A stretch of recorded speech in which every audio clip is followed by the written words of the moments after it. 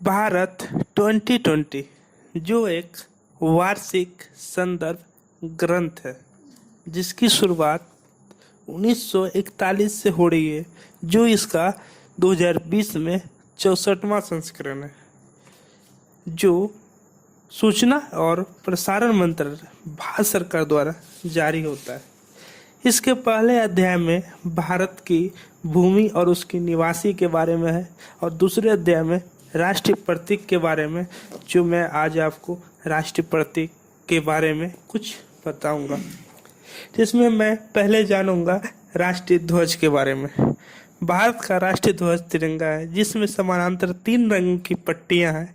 सबसे ऊपर गहरी केसरिया पट्टी है और मध्य में सफेद और सबसे नीचे हरे रंग की पट्टी। ध्वज की चौड़ाई और लंबाई का अनुपात 2:3 है। सफेद पट्टी के केंद्र में गहरे नीले रंग का एक चक्र है, जिसका प्रारूप सम्राट अशोक के सारनाथ स्थित सिंह स्तंभ पर बने चक्र की तर्ज पर बनाया गया है। अशोक चक्र अधिमानतः स्क्रीन प्रिंटेड या फिर प्रिंटेड या उपयुक्त रूप से कढ़ाई किया हुआ होना चाहिए तथा तिरंगे के बीच सफेद पैनल पर दोनों तरफ से दिखना चाहिए। राष्ट्रीय ध्वज का आकार आयताकार होना चाहिए। इसका व्यास सफेद पट्टी की चौड़ाई के समान और इसमें 24 तिल्लियां हैं। भारत की संविधान सभा ने राष्ट्रीय ध्वज के प्रारूप को 22 जुलाई 1947 को अपनाया। सरकार द्वारा समय समय पर जारी गैर संवैधानिक अनुदेशों के अतिरिक्त राष्ट्रीय ध्वज के प्रदर्शन पर राज्य चिन्हों और नामों के दुरुपयोग की रोकथाम अधिनियम 1950 जो 12वां संस्करण में था और राष्ट्रीय गौरव अपमान निवारण अधिनियम 1971 जो 69वां संस्करण व्यवस्था लागू होती है। भारतीय ध्वज संहिता 2002 जो 26 जनवरी 2002 से प्रभावी हुई में विधि परंपराओं प्रविधियों और अनुदेशों सभी को एक साथ रखा गया। भारत की ध्वज संहिता 2002 के अनुसार आम नागरिकों, प्राइवेट संगठनों, शैक्षणिक संस्थानों आदि द्वारा राष्ट्रीय ध्वज के प्रदर्शन पर कोई पाबंदी नहीं है, परंतु इस बारे में राज्य चिन्हों और नामों के दुरुपयोग की रोकथाम अधिनियम 1950 और राष्ट्रीय गौरव अपमान निवारण अधिनियम 1971 के प्रावधानों और इस विषय में अधिनियमित किसी अन्य कानून की व्यवस्था का अनुपालन अनिवार्य है। इसके पहले मैं राज्य ध्वज के बारे में जाना, अब मैं राज्य चिन्ह के बारे में जानूंगा। भारत का राज्य चिन्ह सारनाथ स्थित अशोक के सिंह स्तंभ की अनुकृति है। मूल स्तंभ में शीर्ष पर 4 सिंह और जो एक दूसरे की ओर पीठ किए हुए। इसके नीचे घंटे के आकार के पद्म के ऊपर एक चित्र हुल्लरी में एक हाथी, चौकरी भरता हुआ एक घोड़ा, एक सांड तथा एक सिंह की उभरी हुई मूर्तियां। क्वेश्चन आता है कि सारनाथ में कि मतलब किस किस जानवर की मूर्तियां हैं, तो इसमें क्या क्या है? हाथी है, घोड़ा है, सांड है और सिंह है, जिनके बीच बीच में चक्र बने हुए हैं। चिकने बलुआ पत्थर के एकल ब्लॉक को काट कर बनाए गए इस स्तंभ पर धर्म चक्र सुशोभित है। भारत सरकार द्वारा 26 जनवरी 1950 को अपनाए गए राज्य चिन्ह में केवल 3 सिंह दिखाई पड़ते हैं।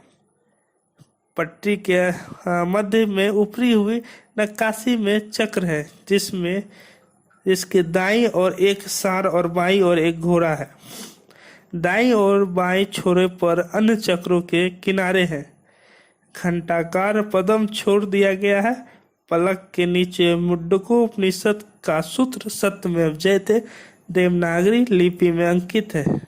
इसका अर्थ है सत्य की विजय होती है। भारत के राज्य चिन्ह का उपयोग भारत के राज्य के अनुसूचित उपयोग निषेध अधिनियम 2005 के तहत नियंत्रित होता है। अब जानेंगे राष्ट्रीय गान के बारे में।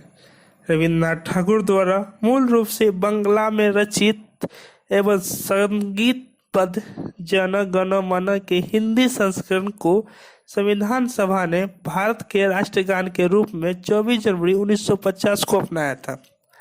यह सर्वप्रथम 27 दिसंबर 1911 को भारतीय राष्ट्रीय कांग्रेस के कोलकाता अधिवेशन में गाया गया।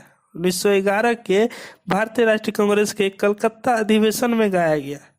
पूरे गीत में 5 पद। क्वेश्चन आता है कि राष्ट्रीय गान के गीत में कितने पद है, तो 5 पद है। प्रथम पद राष्ट्रीय गान का पूरा पाठ है जो इस प्रकार है। जन गण मन अधिनायक जय, भारत भाग्य विधाता, पंजाब सिंध गुजरात मराठा, द्राविड़ उत्कल बंगा, विंध्य हिमाचल यमुना गंगा, उच्चल चल सिद्ध रंगा, जलधि रंगा। तब शुभ नामे जागे, तब शुभ आशीष मांगे, गाय तब जय गाता, जन गण मंगल दायक जय है, भारत भाग्य विधाता। जय है जय है जय है जय जय जय जय है। राष्ट्रगान के गायन की अवधि लगभग 52 सेकंड है। कुछ अवसरों पर राष्ट्रीय गान को संक्षिप्त रूप में गाया गया जाता है। इसके प्रथम और अंतिम पंक्ति गाने का समय लगभग 20 सेकंड होती है, जो इस प्रकार है। जन गण मन अधिनायक जय है, भारत भाग्य विधाता, जय है जय है जय है जय जय जय जय है। बस इसके आगे हम जानेंगे राष्ट्रीय गीत के बारे में। बंकिम चंद्र चटर्जी ने संस्कृत में वंदे मातरम गीत की रचना की, जिसे जन गण मन के समान दर्जा प्राप्त है।